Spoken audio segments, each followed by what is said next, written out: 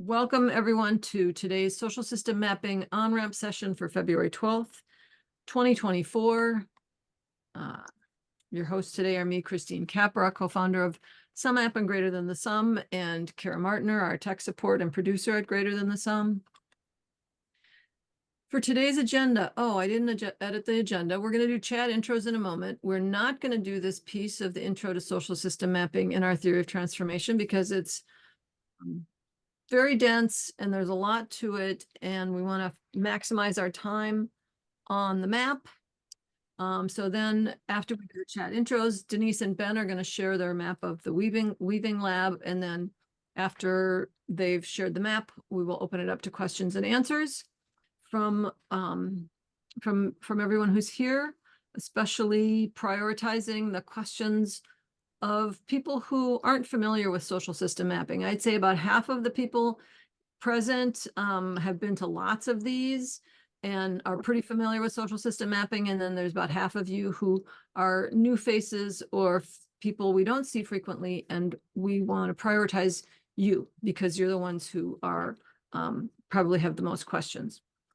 So I want to invite you to feel free to speak up, especially if you're new, when we get to that. And then at the top of the hour, so the formal session will go for an hour, and then at the top of the hour, whoever needs to jump off will jump off, and I'll stick around, and probably some other people will stick around for just a post-session half hour. Just, it can be more questions and answers, it can be changing the topic, it can be just getting to know you, and so that's very informal after at the top of the hour. So that's our agenda for today. And let's go ahead and just get to know a little bit about each other. So, and this we'll do in the chat. So if you go into the chat and first let's look at your name, pronoun, location. If you could put that into the chat, that'd be great. So we know who's here and where they're hailing from. And I'm going to stop sharing my screen for a moment. Hi, Rob from the UK. And Amy from Memphis, Tennessee, and Augusta Land, Newton, Connecticut, Madrid, Vancouver. So we've already got sort of a span of hemisphere span. More California. Another person from Spain. Cool. More California. So then, as you can continue with that, but then if you're done with that, the next thing we'd like to know about you is what's one primary network that you are part of or that you're working with? We assume that if you show up to these sessions, that there's something about network weaving, you have some network or some participation that you're thinking about mapping in relation to. Is usually the case. If that's not the case, that's fine. But if it is, we'd love to know what you're working on or who you're working with.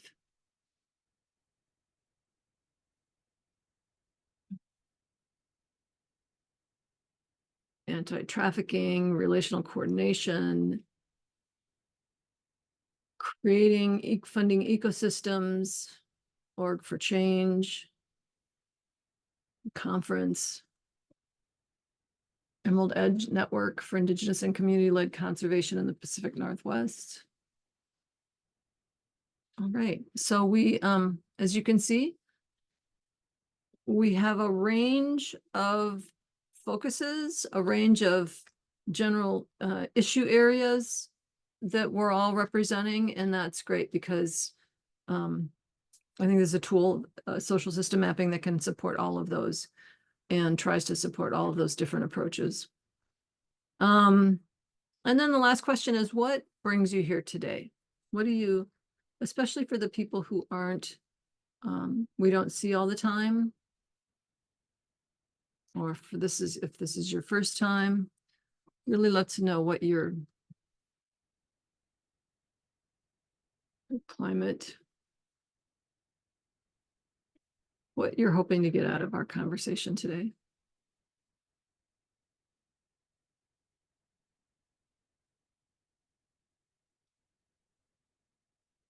Yeah, just learning about what's available. It's a big piece of what people show up for, is just wanting to understand, what is this piece of the puzzle? Social system mapping is not an end in itself. It is not the solution to anything, but it is definitely meant to be a unique and valuable support to all of these various approaches to change, to social change, to environmental conservation, et cetera. And so it's helpful, even if you don't want to be a mapper, to be aware of what's possible. So,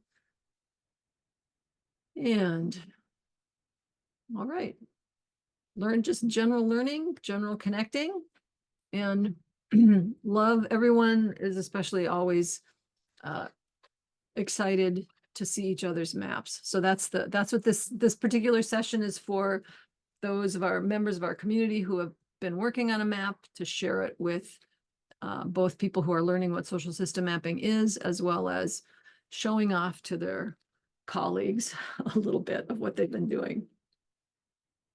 Okay, so for those of you who are, I'm going to go back to sharing. Yes, stop sharing. Who are new to this space and who are just trying to figure out what is this thing called social system mapping. There's Denise and Ben are going to share their map with you, so you'll get to see it in action in a moment, but there's a fundamental sort of piece of foundational software that it's helpful to be aware of, so that as you're looking into, is this something I might want to do, or what is it going to take, et cetera. The two pieces there's two pieces of software that you can't really make a social system map without both of these pieces. And so I'll just let you know what they are, just really high level briefly. And the reason I'm calling it out that there are two is because, as you'll see from the presentation, or maybe not, but in most instances, when you're looking at a map, or when you're giving information, putting yourself on a map, sharing your information to go on a map, it feels like a single interface. It feels like there's sumApp, and sumApp is both the survey tool and the map, and they're all one. But if you're thinking about making a map, you need to know that it's actually two different pieces of software, and they're integrated. So as I said, sumApp is the data gathering tool. sumApp is the tool that my partner and I have been supporting the development of for almost a decade now, that is designed specifically for this kind of purpose, for social system mapping, for being able to map the relationships of people across a network, but also the relationships of people to parts of the system. So different perspectives, different issues they're working on, different strategies they might be working on, things like that. So the foundation is a social network analysis, but it's expanding further into things like assets and system components, power dynamics. So it's more robust than a basic social network analysis. That's what we wanted to make it be able to do. It also, and it is something that can be changed over time. So you can add new questions over time. You can be adding new people over time. So we designed it to be really dynamic and really flexible, but within this very small purpose. So sumApp is the data gathering tool, where you make a survey, and your network members answer the survey. They answer questions about their relationships to one another. The data is gathered, and then the data gets structured. The other tool is Kumu, which is a data visualization tool. So Kumu doesn't gather the data, but it represents the data in what's called a graph visualization. So nodes and lines, connecting those nodes. So Kumu is both of them are online platforms. Anybody can get an account to both of them, and then do the survey and hook them together. So the data goes, and the other thing is Kumu, to map it well in Kumu, the data needs to be structured in very specific ways. And so sumApp gathers the data, structures the data so that it works perfectly with Kumu. You just plunk a link in, and your data's in Kumu, and you can work with it, and then you can make your map. And then once you've got the map looking the way you want it, you can take a link from Kumu and put it back into sumApp.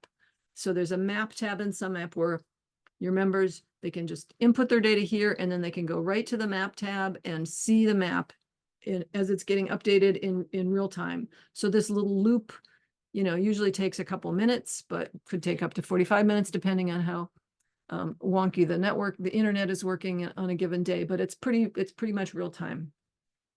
And so that's the fundamental piece of technical knowledge you need to know is there's two tools, they're interconnected, but your network members will only ever experience one tool. They don't need to know about both tools, which is why I'm saying it now, because it can get kind of confusing if you don't have that information up front. So that's the technical stuff. And I'm going to just move into today's MAP presenters are Denise Challenger, the Director of Network Weaving at the Network for the Advancement of Black Communities, and Ben Roberts, who's the lead convener and host of the Now What Global Gathering. And these two both experienced network mappers have worked together to make a map for the Weaving Lab. And with that, I'm going to hand it over to them. Stop my share, hand it over to them, and they're going to take it away. And I don't know who's starting, but Ben or Denise? Denise is Hello, starting. I am starting, but of course my computer's acting really silly right now. So that would be apropos. So thank you everyone for joining us for this deep dive session. I'm really excited to be here, and I know Ben is as well. For our agenda today, what's going to happen is I'm going to provide an overview of the map origin story and the development process. And Ben and I will deep dive into some of the views of the map or the stories that the map tell us about the Weaving Lab. And Ben will look at closing triangles, conversation weaving, and stewarding the map. And I will talk a little bit about our appreciations view, and then we'll be open for questions and answers. So for actually looking at the map, it's probably going to start with Ben, but I think it's really important, and we both thought it was important to speak about the process of map making as much as we get into what the map is. So whenever I think about our origin story, and those who've heard me speak before have heard me use this phrase, Ubuntu, that is what I think about with this Weaving Lab map. So for those unfamiliar, the Weaving Lab is an online community of people across the globe interested in harnessing and supporting one another in weaving and connecting people to one another, to the societies they live in, to their built environments that surround and shape their lives. People tend to meet through planned talks, which happen once or twice a month in weaving sessions. But the Weaving Lab tends to thrive on WhatsApp and on another platform called Mighty Networks. For me, however, the Weaving Lab map actually begins with this community of practice. And that is why I say its origins embodies Ubuntu. I am because you are. It's an African saying. I am because you are, and you are because we are. And you'll often hear me saying that in this space because that's what I think about when I think about weaving. So you might ask how I think through this community of practice and the Weaving Lab map. The very first Weaving Lab meeting that I attended was in mid-March 2023, and it happened to be on reflecting about where the lab was going, what members might have needed, etc. It's kind of a pause and assess. So as a new person, and I found the Weaving Lab through the internet, I found myself asking at this session, who were the people in the Weaving Lab? What had it done? Why did its heart beat? So in essence, I wondered, was there a map? And I had suggested at the meeting the need for a map. And mapping stewards were really responsive to the idea. And within a week or so, the Weaving Lab WhatsApp community had set up a mapping weaving group. So I want to pause and be clear at this point.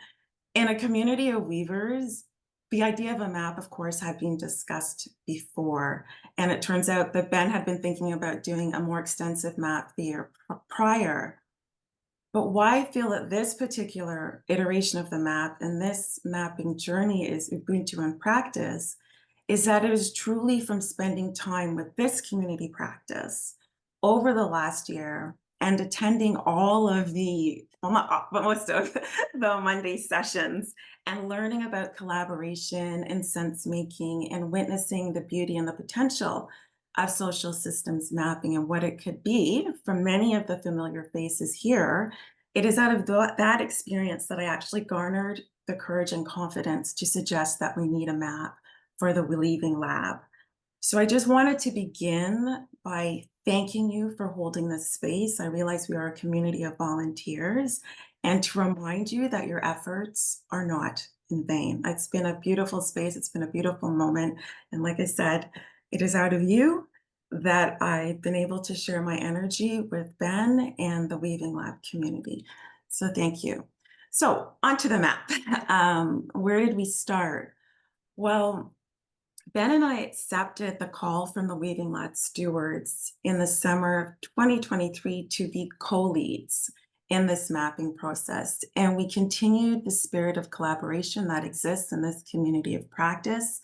We knew that for this map to be sustainable and not just a shiny toy that everyone gets excited about, we needed to hear from the community often and frequently and to be transparent. So I've kind of broken down high level 5 steps to what got us here to today. So first, Ben and I had to get to know each other in terms of what we wanted to do for the map. So that would be the step 1. At our meeting over WhatsApp and online, we shared our hopes for the map and found a common ground.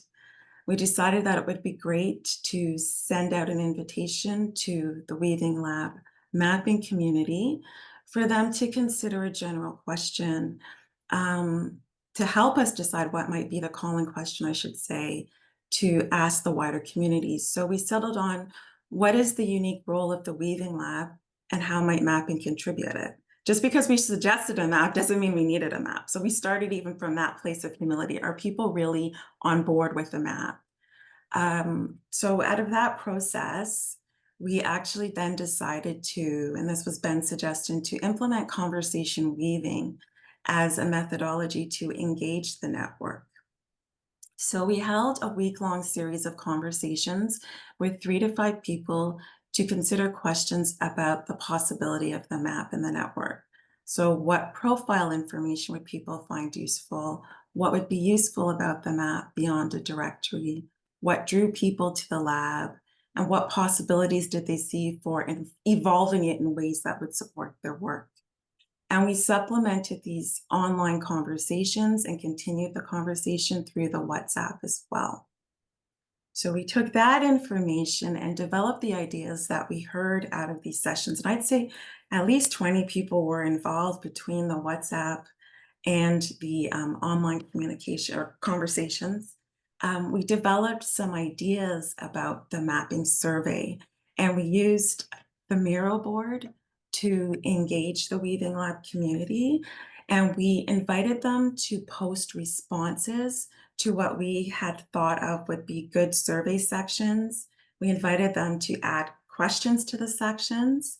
And when we've processed that information, and Ben, who had far more experience with sumApp than I do, posted all of the kind of section questions on the Miro board as well, so that people could comment. So it was constantly a back and forth. We wanted to make sure that this was not a Ben and Denise project. We're saying how this is how the map goes and follow along, get on board or not.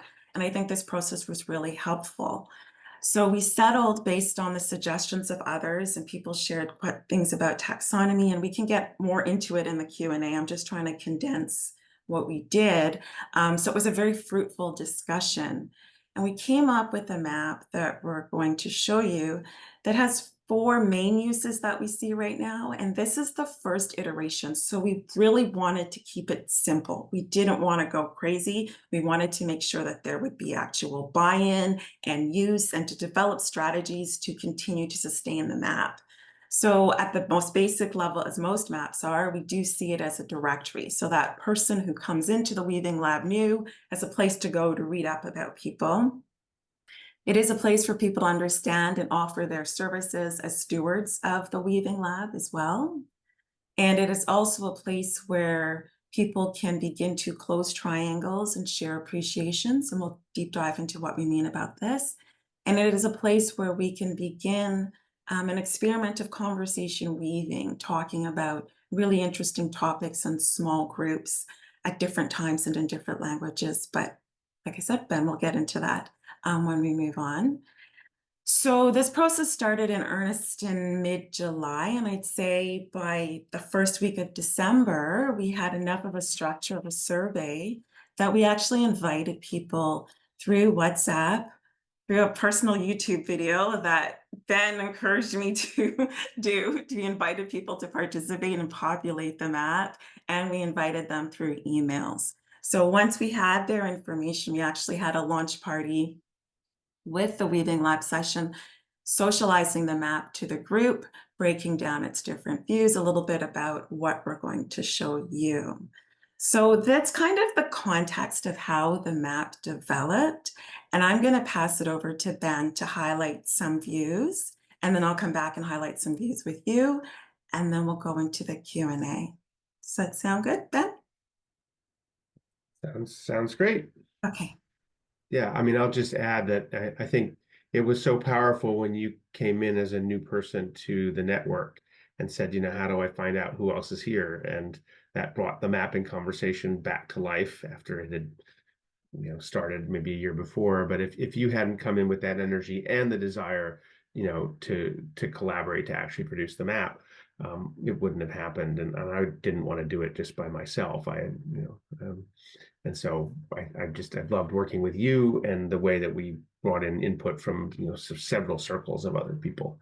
So it's been very collaborative, which is also something that I you know, was deeply impressed on me as important by Christine in some of the mapping work with this community, that these maps should not just spring out of one person's imagination, that they should be deeply interconnected with the people in the network and their needs and desires and the input they have.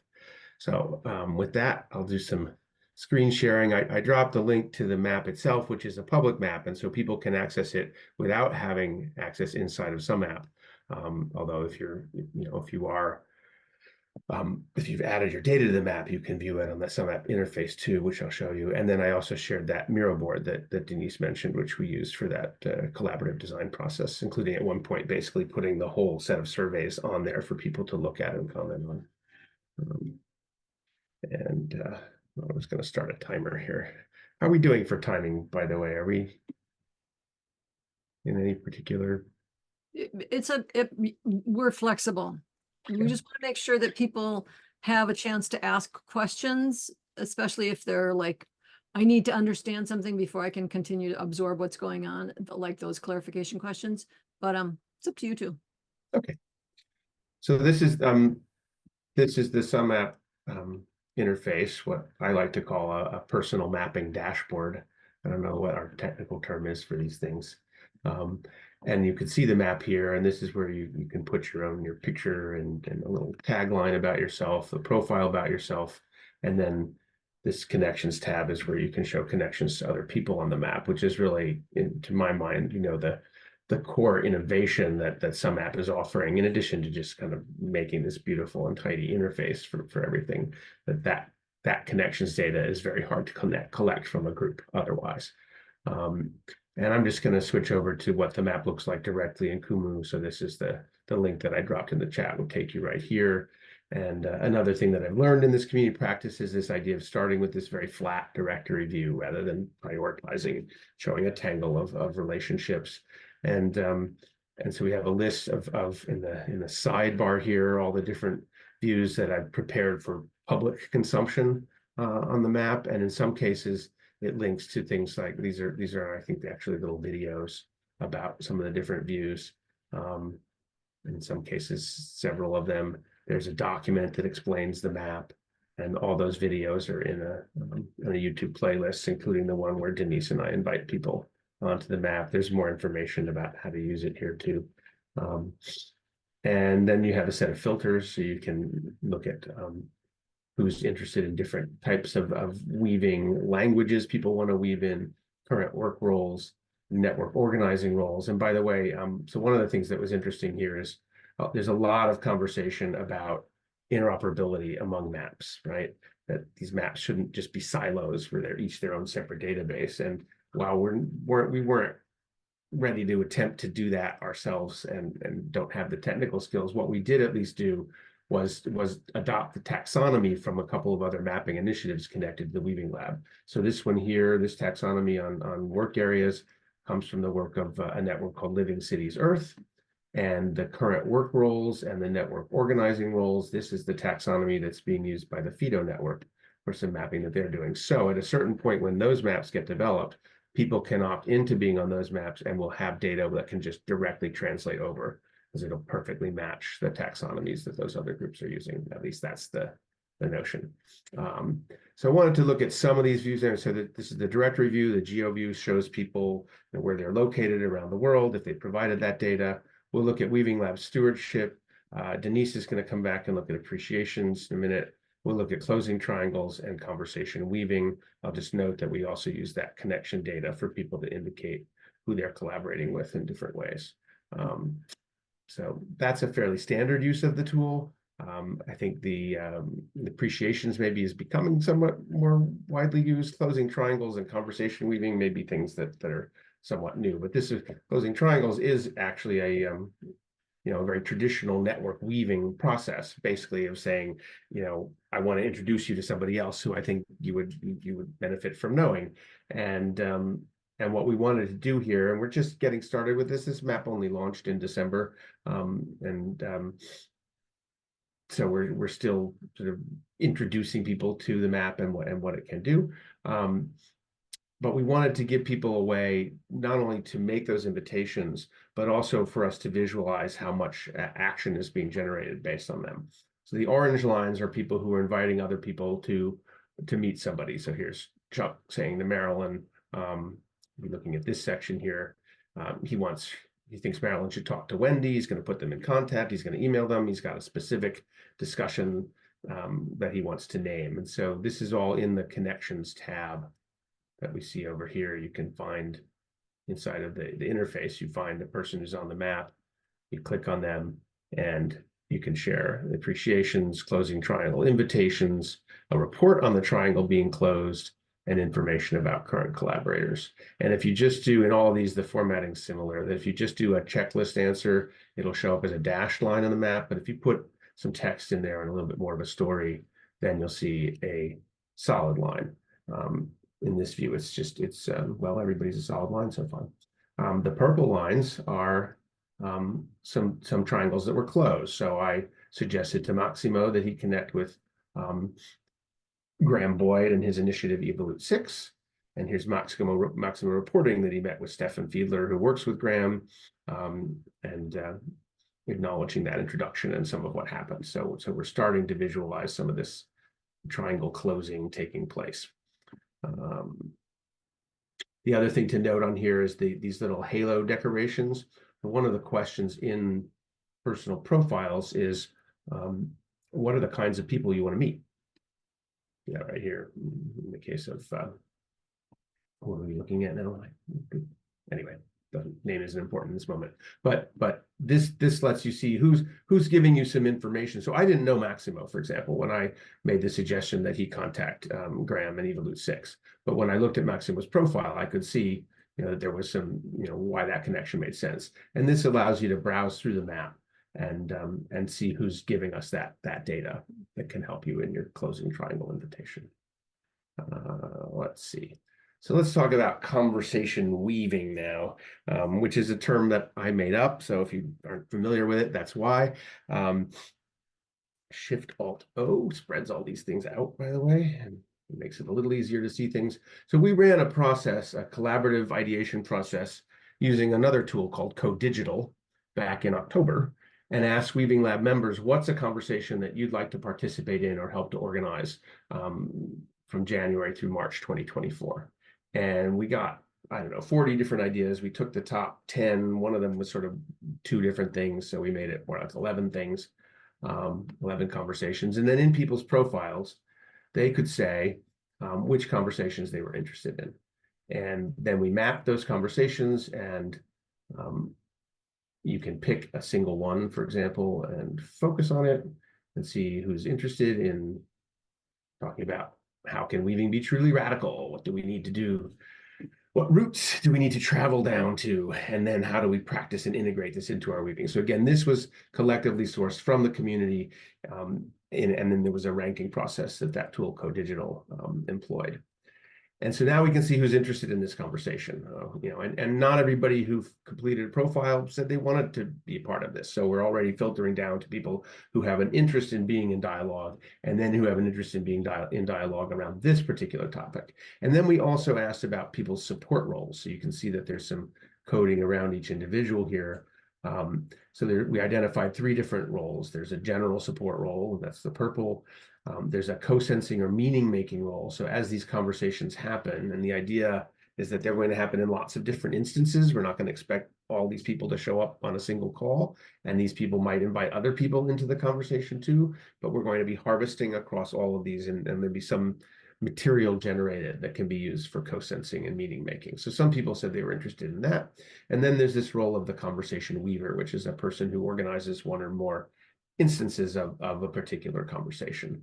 And so this helps people to see who's interested in organizing, if I'm an organizer, who's interested in participating, and allows us to go through the process of self-organizing these instances of conversations, which has begun, is moving slowly, but I'm feeling good about even just the exercise of naming this, and I'm optimistic that by the time we get to the end of March, there will have been quite a few interesting conversations and connections that have taken place.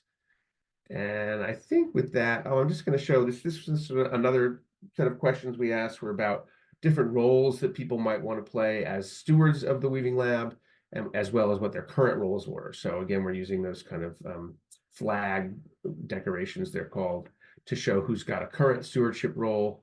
And then we're also connecting people to different roles that they might be interested in. And you can see who's doing that. And there was one role in here in particular that really struck me, which was around storytelling.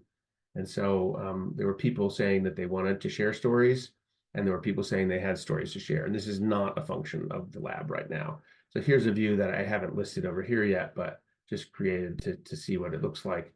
That shows if it's if there's a circle with a halo, that's somebody who has a story to share, and they've either described it, or in this one case, they said they have a story to tell, but there isn't any description in their profile.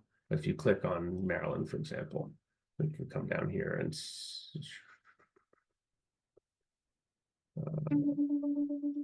it's my 10 minutes. Somewhere in here is her story. Short description of the Weaving Lab story I want to share. Oh, by the way, I forgot to mention back on conversation weaving that this language data we're collecting, part of the goal with conversation weaving is that we won't always be speaking English. And so you can actually use the data in the map to sort and see who's speaking any number of other languages. We've got a fairly international group. And anyway, so that's so this could be used by somebody who wants to take the initiative in the lab to create a new function, right, of gathering and sharing stories. And you have a very simple access to visualize who's interested in sharing stories, who's got stories to tell. And I think it would just take one person to sort of drop in here like a seed crystal and have the whole thing come together. And we'll see if that happens. With that, I think I'm going to send it back to you, Denise. Okay, great. Thanks. I will be very quick, and I'm going to share my screen and just go through the appreciations.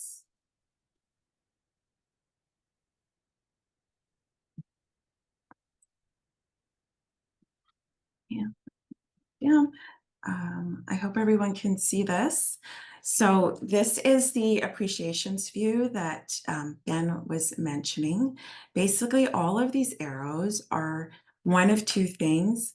People who have either shared stories about one another and how they appreciate working with or knowing the person, and or secondly, they've clicked off a checkbox of the possible ways they can indicate the levels in which they know somebody. And I'll show you the back end of that in 1 second. And for people making a map, one of the great things about the appreciations in general, it's one of our ways in which we can kind of think about this question of trust how well do you trust someone without outright asking someone, is this a good person to work with? So that's kind of the reasoning behind the appreciations. And we also wanted to, for this map, to really be appreciations with people that you've done work with, so that people who are more popular don't have to fill out it's not a popularity contest like I know 100 people and you only know 2, so I'm obviously a better person than you. It wasn't that case. It was trying to get meaningful connections. And experiences documented. It's not about the most likes. So I think you should be here. I just used, for instance, I expressed a story with, or reason why I thought Ben Roberts was really cool. So I put the story here, ended up on the side, but I also clicked a checkbox of what I've learned or things about that I appreciate with Ben. I've learned about weaving. I think he's a great collaborator. He's been a mentor, et cetera, et cetera, et cetera. I will not take time going on it, but it's all true. And Ben likewise has said something about me, so he has a story. So there's also another person that I know named Alex, who's often in this session. And I wrote a story about Alex. And Alex obviously doesn't like me that much because he did not write a story about me. He just went and ticked off boxes. But that's the beauty of this, right? You don't always have to write a story. So because it's a dotted line, we see that there are boxes checked about his experience with me. So with all the others that I've spoken to here. So the idea behind this is that you come back to this map all the time. We never expect anyone to fill it out completely. And so when you're in the mood to talk, or if you've had a great collaboration, and you just want to appreciate that person, people can then read, well, in general, what are people saying about Ben? In general, what are people saying about Alex? So you can get an assessment if it's someone you want to close a triangle with or launch an introduction to, or if it's somebody that you want to suggest about closing triangles, you can also use that information and read it and kind of sense make. And really quickly, that information comes from the connections views. And these are the possible options that you have that we've decided that would be great for deciding how we want to express with people. But I think we have gone over our 20 minutes. Apologies. We just had so much we wanted to share with you. So I think we can open the floor to questions and answers. But thank you all.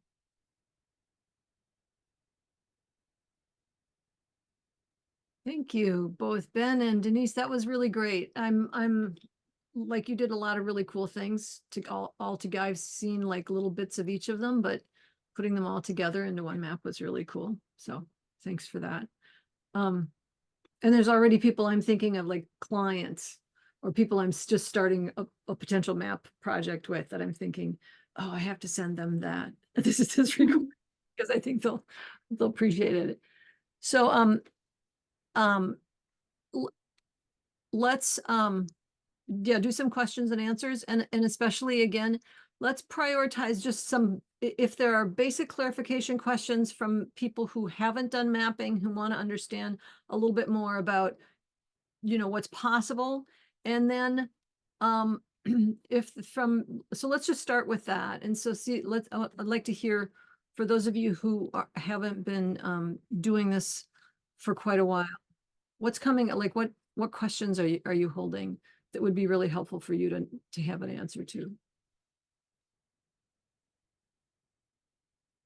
And I'm inviting, I realize I'm doing a thing that's a little uncomfortable, which is those of you who aren't usually with us, don't necessarily feel like this is it's easier to feel comfortable here if you are usually with us. So I realize it's maybe a little less comfortable, but that's why I'm saying we want to prioritize you, so that we want to make space for your needs. But at the same time, I don't want you to feel pressured. So we'll just like chill for a minute and see if anything comes up, and just go ahead and raise your hands, either technically or physically.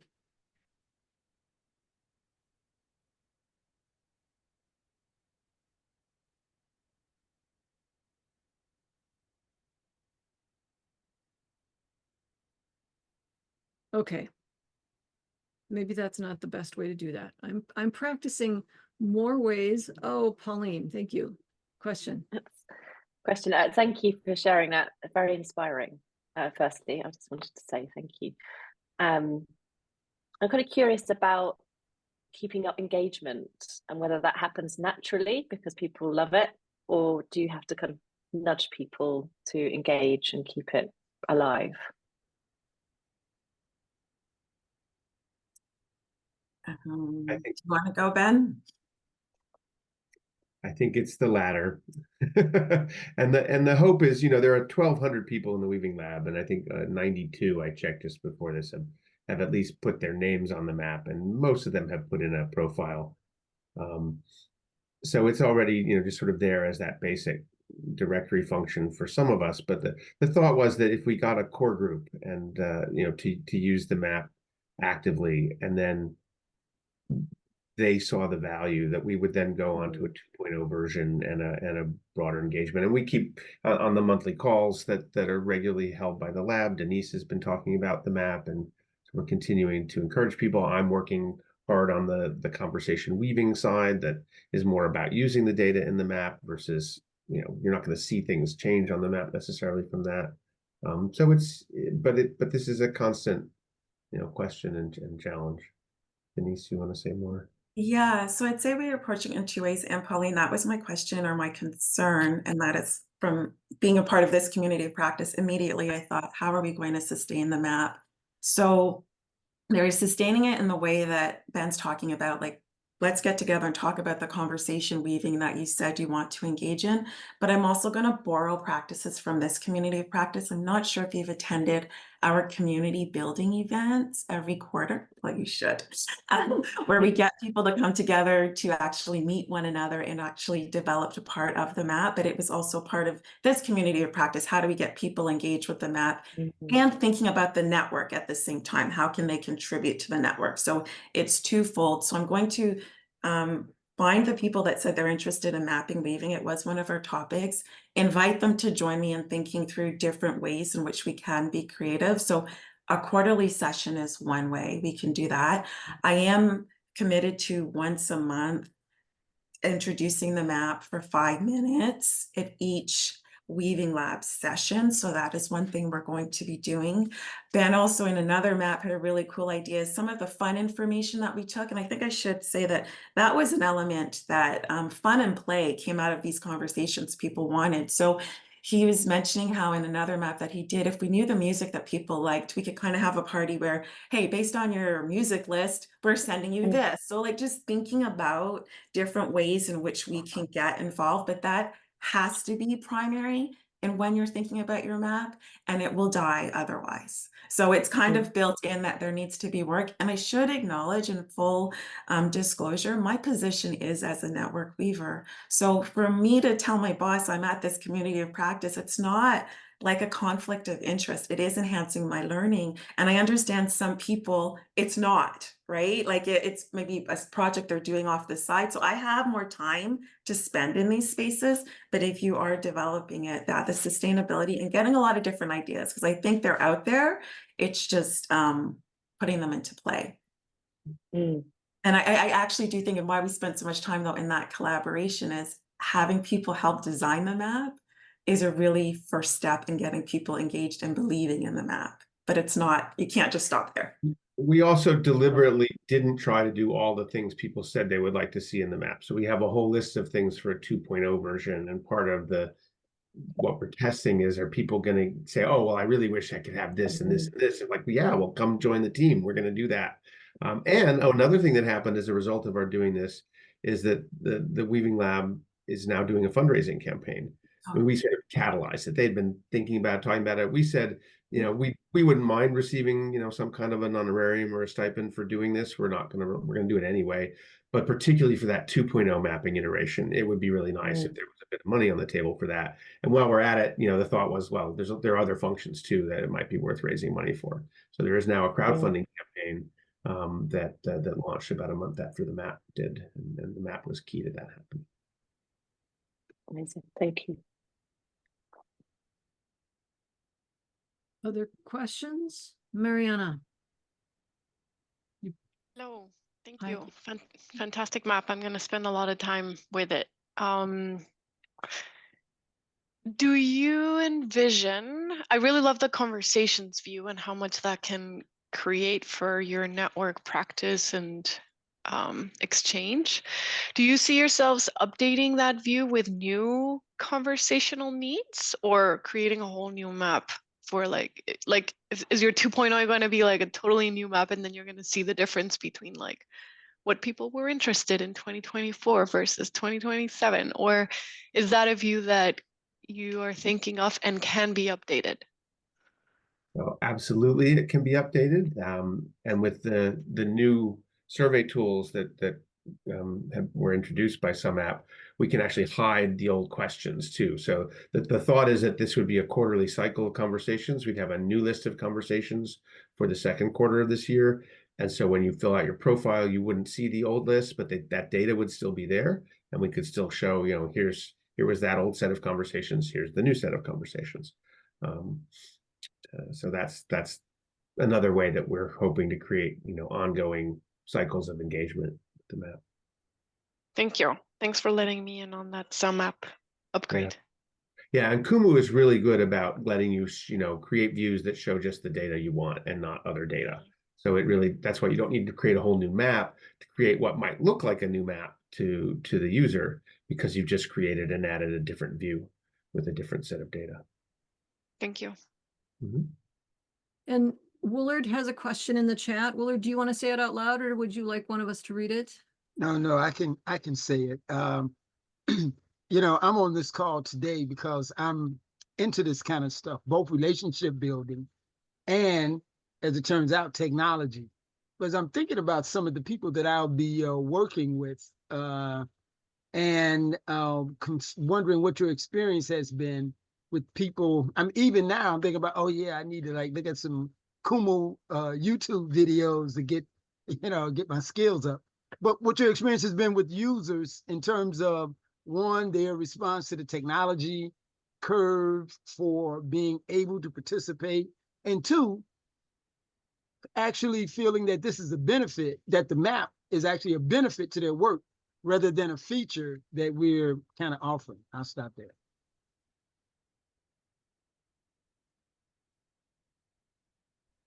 I think what I found, I don't know, I'm just thinking about what's been a little bit different working with Ben on this is, so when we first did the map launch in December, so Ben and I meet every week.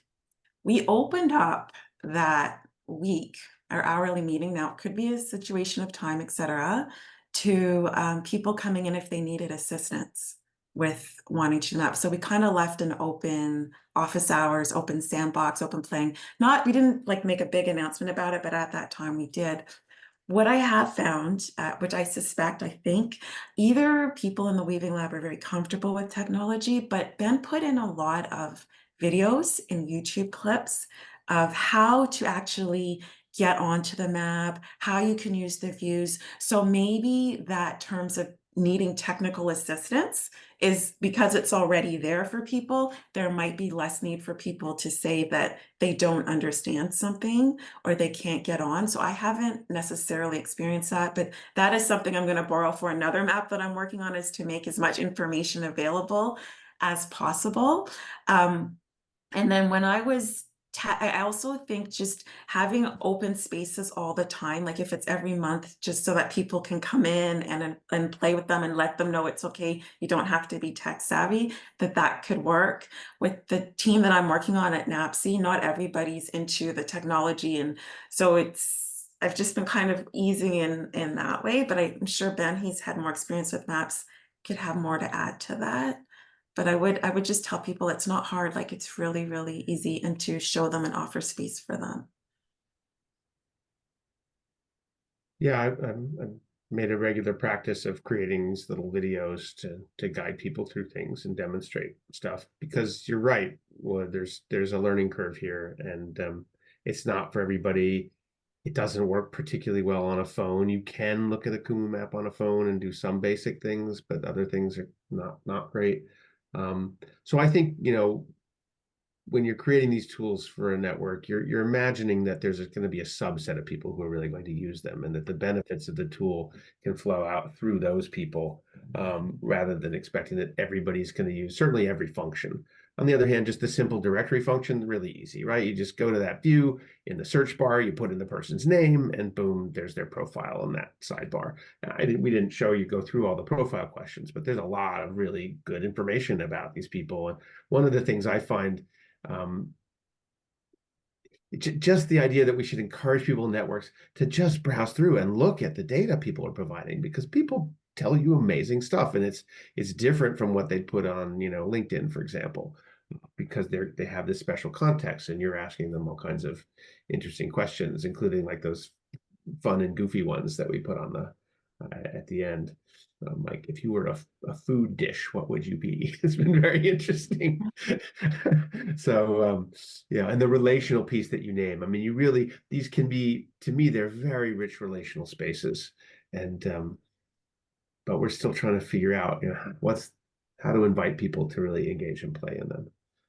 And I think also to Ben's point on the closing triangles and reading the map, it's even for myself, I was like, oh, but I don't know a lot of people. And then Ben reminded me, he's like, still read the profiles and you might just be able to make the connections. It's not necessarily about who you know. So Willard, maybe as your profiles are being built up, you just encourage people, hey, just start reading. Should A be connected to B? Even if you don't know A and B, but you've just read their two profiles and they're really interesting, and you think, hey, I think you two should get together. So there's that level of engagement, but we don't have all the answers, but we keep trying. And I think as long as you have the mindset that it's not done once you've built the map, it will grow. That's, maybe I'm being optimistic, but that's what I think. I'll just throw in a little 2 cents worth. As long as you have the mindset that it's not done, and as long as you have the mindset that whatever the thing is that you're trying to grapple with, the map helps create an opportunity. So if it's like, oh, in our mapping team, we have there are potential new questions, and some of them are an opportunity to have a dialogue. So for instance, some questions are, they're not worth talking about. We just need a list and to put it in there, like, where do you live? But some questions really could use some unpacking, and we could have a conversation about it. So there's ways, as long as we're looking at how can we leverage the map as an opportunity to support whatever other thing we're doing, because we're trying to help people think in a new way, and the map is a representation of that new way of thinking. So seeing it as an opportunity and not a technical chore is the biggest mindset. I'm not sure. Hello. Go ahead, I'm Ingrid. not sure if I'm having a question or just a comment. It's nice to see Ben again after a year or more, maybe since last time. And I'm a little bit this thing about the intention of self-organizing and the network of nectar and the connections. The question here about is it the volunteer, or is it at work, or is it to leverage the knowledge, the learning between the people in the network? Working in Europe, in Norway, the public employees are mostly trapped by Microsoft, and definitely they don't have the time to use these maps and this kind of voluntarily learning and enhance the capacity. So this thing, maybe Ben, do you see how this the mapping and the social mapping has it changed the last 2 years, for example, since we started off during COVID?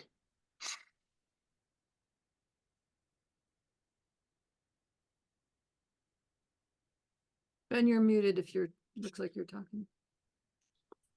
Well, certainly the way I'm using this technology has evolved since, we were using it with the Now Up gathering. Jim was on this call, helped create that first set of maps, and was kind of my initial tutor in all this. And so it took me a year or two to say, gee, maybe I don't need to rely on people like Jim or Tim Hansen, Christine's husband, who's an absolute whiz in this. so much, I can start learning how to do this, to your point, Willard. And as I did, I started just playing and being more creative with stuff. So you saw some things in this map that we didn't do with Now What. On the other hand, there's a lot more capacity still here.